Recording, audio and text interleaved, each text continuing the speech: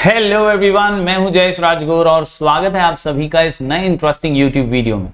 दोस्तों, हम पढ़ रहे हैं क्लास 11th का OCM यानी organisation of commerce and management और ये है chapter number 5 forms of business organisation 2 का लेक्चर नंबर 4। जी हाँ दोस्तों, पिछले कई वीडियोस के अंदर हमने forms of business organisation 1 complete किया। साथ ही साथ पिछले 3 वीडियोस में हमने चैप्टर नंबर 5 की शुरुआत की, जिसमें हमने पब्लिक सेक्टर के अंदर के भी अलग अलग ऑर्गेनाइजेशन देखे, हमने डिपार्टमेंटल देखा, उसके हमने मेरिट्स और डीमेरिट्स देखे। और आज दोस्तों हम बात कर रहे हैं स्टैट्यूटरी की, और स्टैट्यूटरी कॉर्पोरेशन के मेरिट्स और डीमेरिट्स आज हम जानने वाले हैं। पिछली वीडियो के अंदर हमने स्टैट्यूटरी कॉर्पोरेशन कैसा होता है, क्या होता है, owned and managed by government है और किस तरह से ये चलता है, उसके बारे में चर्चा की थी। आज हम इसके मेरिट्स, इसके फायदे और इसके डीमेरिट्स जानने वाले हैं। तो अगर आप इस चैनल पर नए हैं तो जरूर से सब्सक्राइब कीजिए, बेल आइकन दबाइए, क्योंकि यहाँ आपको लगातार ऐसे इंफॉर्मेटिव वीडियोस मिलते रहेंगे। आप नए हैं तो प्लेलिस्ट सेक्शन में जरूर जाइए, वहां पर आपको चैप्टर वाइज प्लेलिस्ट मिलेगी, चैप्टर वाइज वीडियोस मिल जाएंगे इकोनॉमिक्स, OCM, SP, IT के। तो आपको वहां से भी आपकी पढ़ाई जारी रखने में मदद मिल सकती है।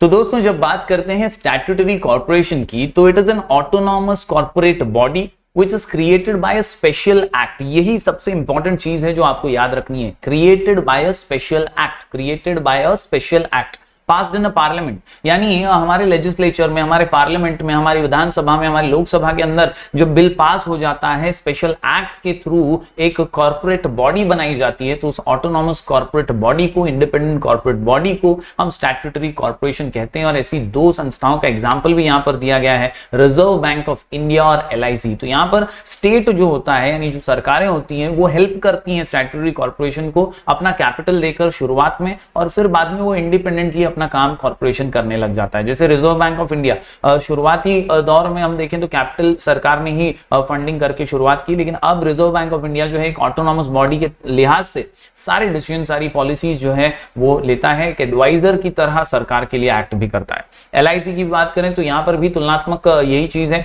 कि एक इंडिपेंडेंट ऑटोनॉमस बॉडी की तरह ही वो एक्ट करती है। बढ़ते हैं दोस्तों आज के आंसर की ओर। ये है मेरिट्स ऑफ स्टैट्यूटरी कॉर्पोरेशंस, और कुल मिलाकर के 6 पॉइंट का ये आंसर। इसे आसानी से समझने के लिए, लिख करके इसकी प्रैक्टिस करने के लिए हमारा शॉर्ट कोड है पीक IQ।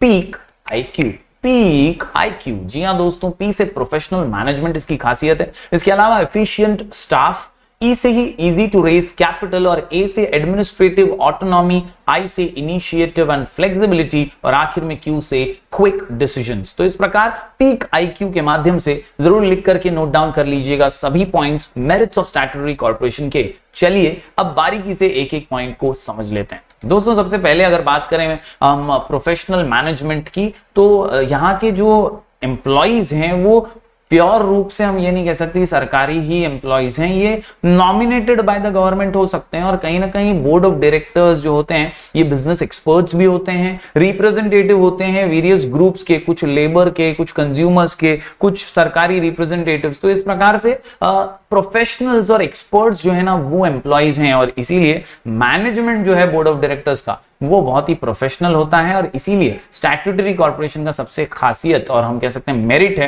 Professional management. बढ़ते हैं अगले पॉइंट की ओर, तो यह है एफिशिएंट स्टाफ। सिमिलर सा पॉइंट है यहां पर दोस्तों, आपको ध्यान में यही रखना है कि स्टाफ जो है वो रेगुलेशंस और रूल्स जो है वो फॉलो करता है स्टैट्यूटरी कॉर्पोरेशन के, और स्टैट्यूटरी कॉर्पोरेशन जो होता है ये खुद के रूल्स गढ़ता है, खुद के रूल्स बनाता है regarding remuneration and recruitment of employees, और इसीलिए ज्यादा अच्छी फैसिलिटीज, ज्यादा अट्रैक्टिव टर्म्स ऑफ सर्विस जो है वो स्टाफ को प्रोवाइड कर पाता है, जिससे security, work security, job security महसूस करते हैं, और एम्प्लॉइज जो है वो प्रोफेशनली काम भी कर पाते हैं, और एफिशिएंसी जो है इनकी बढ़ती है, वो और अच्छा काम करने की कोशिश करते हैं, अपनेपन के साथ काम करने की कोशिश करते हैं। इजी टू रेज कैपिटल, ये एक बड़ा मेरिट है इसका कि शुरुआती दौर में कोई भी ऑर्गेनाइजेशन, कोई भी कॉर्पोरेशन शुरू करते वक्त बहुत कैपिटल लगता है, बहुत पैसा लगता है, लेकिन यहां पर स्टैट्यूटरी कॉर्पोरेशन के अंदर फंड जमा करने की जद्दोजहद नहीं है, क्योंकि such corporation are fully owned by government. They can easily raise required capital by floating bonds at a low rate of interest, यानी कम ब्याज दरों पर आसानी से जो है वो बॉन्ड्स वगैरह दे करके ये लोग फंड्स रेज कर सकते हैं, कैपिटल रेज कर सकते हैं। These bonds are safe, the investors also feels comfortable in subscribing to such bonds. अब ये बॉन्ड्स जो होते हैं ना, ये जैसे हमारे शेयर्स और डिबेंचर्स में हम डील करते हैं, वैसे ही सिक्योर्ड बॉन्ड्स होते हैं जिनके जरिए हम लोन रेज करने की या पैसे कैपिटल के रूप में रेज करने की कोशिश करते हैं। और सरकारी बॉन्ड्स होते हैं तो ज्यादा सिक्योर होते हैं और इसीलिए लोग उसे लेकर कैपिटल जो है जमा आसानी से हो जाता है। दोस्तों इसके अलावा अगर हम बात करें पीक आईक्यू के अंदर ए से एडमिनिस्ट्रेटिव ऑटोनॉमी की, तो यहां पर शुरुआत में ही हमने बताया कि वो स्पेशल एक्ट के जरिए ये पास करके एक इंस्टीट्यूट, एक कॉर्पोरेशन बनाया जाता है।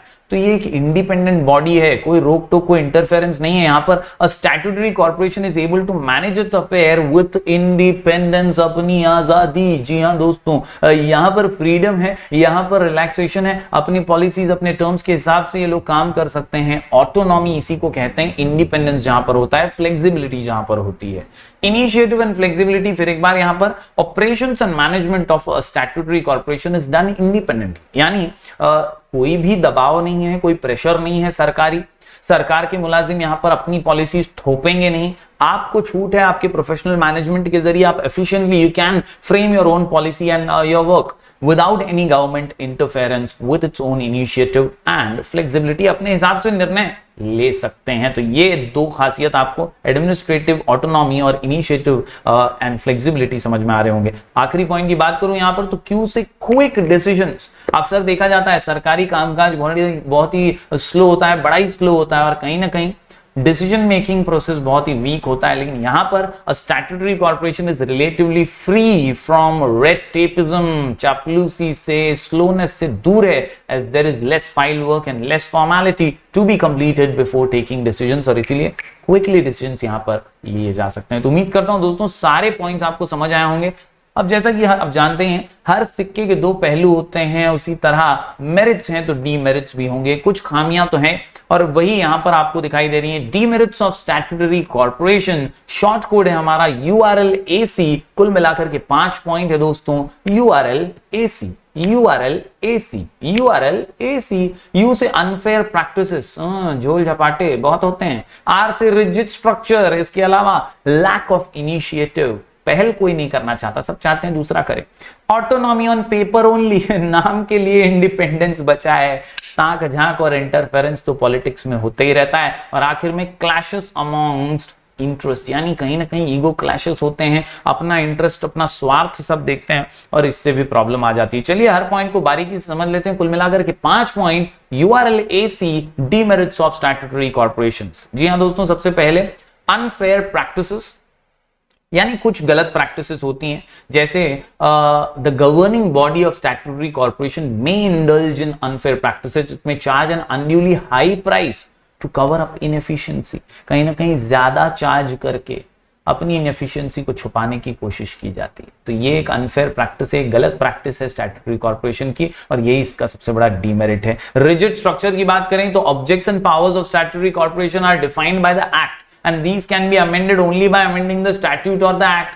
यानी कुछ बदलाव अगर कायदे कानून में करना है स्टैट्यूटरी कॉर्पोरेशन के, तो पार्लियामेंट में बिल वापस से अमेंड होगा तभी हो सकता है, क्योंकि ये बना अमेंडमेंट से, ये बना ये एक्ट से, ये स्पेशल एक्ट पास करके ही बना है। तो कुछ बदलाव भी करने हैं तो उस एक्ट में बदलाव करोगे तभी ही आप चेंजेस कर पाओगे, और इसीलिए रिजिड और बहुत ही स्टिफ इसका स्ट्रक्चर बन जाता है। Amending the act is a time consuming and complicated task. आप तो जानते ही हमारे देश की पार्लियामेंट किस प्रकार से चलती है, एक बिल पे चर्चा होती है तो यहां से चर्चा, वहां से चर्चा, इस तरफ से वहां से क्वेश्चन, यहां से आंसर, दुनिया भर की तू मैं, और ये टाइम कंज्यूमिंग और कॉम्प्लिकेटेड प्रोसेस बन जाता है। तो कहीं ना कहीं ये भी एक डीमेरिट है। इसके अलावा लैक ऑफ इनिशिएटिव, तो मैंने जैसे शुरुआत में ही कहा, पहल मैं क्यों करूं, कोई और करे तो फिर मैं देखूंगा, ये एक मेंटालिटी। और इसीलिए statutory corporation do not have to face any competition and are not guided by a profit motive, so the employees do not take initiative. उनको मूड ही नहीं है, बोलते मैं क्या है, इसमें क्या है, अपने को पगार मिल रहा है, छोड़ना।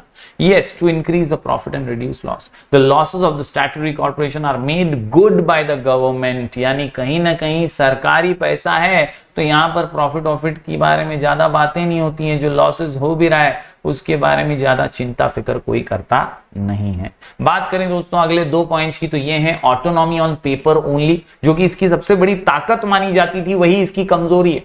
हम सोचते थे कि इंडिपेंडेंट है, ऑटोनॉमस है, अपने आप से डिसीजंस ले सकती है, लेकिन ऑटोनॉमी सिर्फ कागजी बनकर रह गई है, पेपर पर रह गई है। The autonomy and flexibility of statutory corporation is only for name sec. Practically जो बड़े बड़े मिनिस्टर्स होते हैं, नेता लोग होते हैं, ये ही इन बाबुओं को, इन एम्प्लॉइज को रूल करते हैं, डिक्टेट करते हैं, जबरदस्ती इनसे काम करवाते हैं, और इसीलिए ऑटोनॉमी सिर्फ पेपर पे रह गई है। Practically ministers, government officials and political parties often interfere with the working of these corporation। तो इस इंटरफेरेंस को कोई रोक ही नहीं पाता। क्लैशेस अमंग इंटरेस्ट की बात करें दोस्तों, तो government appoints the board of directors and their work is to manage and operate corporation. लेकिन जब बोर्ड ऑफ डायरेक्टर कुछ करता है तो as there are many members, कई बार ऐसा हो सकता है कि आपस में ही मतभेद हो जाए, उस बोर्ड ऑफ डायरेक्टर की इस बोर्ड ऑफ डायरेक्टर से नहीं बनती है, इनका आपस में क्लैशेस हो रहा है। As there are many members, it is quite possible that their interest may clash. Because of this reason, the smooth functioning of the corporation may be hampered। तो उम्मीद करता हूं दोस्तों आपको एक कॉन्सेप्ट समझ आएगा, हो गया। आज हम लोगों ने दोस्तों पूरा आंसर कंप्लीट किया मेरिट्स का और डीमेरिट्स का। मेरिट्स में हमने देखा पी का IQ, पी से प्रोफेशनल मैनेजमेंट, ई से एफिशिएंसी ऑफ स्टाफ यानी efficient staff, easy to raise capital, administrative autonomy, initiative and flexibility और क्विक डिसीजंस। और डीमेरिट्स की बात करें तो URL AC के माध्यम से हमने देखा unfair practices, rigid structure, lack of initiative, autonomy on paper only, clashes amongst the interest, यानी कहीं ना कहीं मनमुटाव और क्लैशेस होते रहते हैं। तो उम्मीद करता हूं ये वीडियो आपको समझ आया होगा। जरूर चीजों को नोट डाउन कीजिए। यहां तक वीडियो देखा है तो जरूर लाइक कीजिएगा और ज्यादा से ज्यादा स्टूडेंट्स तक पहुंचाइएगा। हम ऐसे ही वीडियोस लगातार आपके लिए लेकर आते रहेंगे। बने रहिए चैनल पर। Do like, share and subscribe.